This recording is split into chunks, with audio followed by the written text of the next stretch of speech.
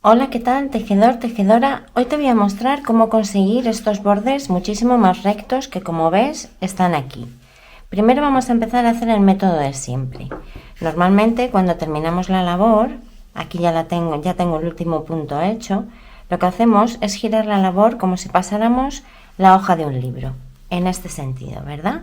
Y aquí ya comenzaríamos a hacer la siguiente vuelta. El truco que te quería explicar es, en lugar de girar la labor en este sentido, simplemente lo que vamos a hacer es girarla en sentido contrario. Es decir, en lugar de hacerlo así, lo que vamos a hacer es girarla a este otro lado. Así la hebra nos va a quedar por delante del último punto que hemos hecho.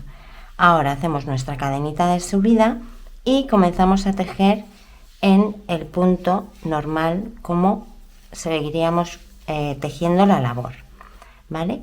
¿Cómo hacemos si te cuesta saber cómo terminar la vuelta?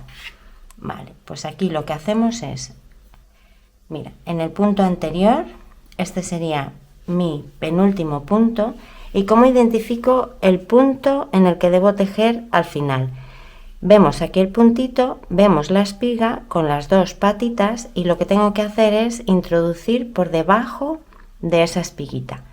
Y así me aseguro que son los mismos puntos siempre en cada vuelta y no meto la pata sin terminar el puntito, ¿vale? Sin terminar la vuelta bien.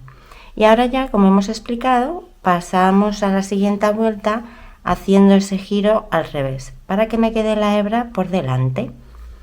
Hacemos el puntito de cadena de subida y tejemos ya el primer punto de la vuelta siguiente.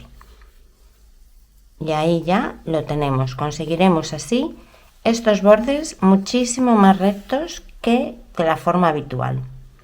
Espero que te haya servido el truco. Saludos y hasta el próximo.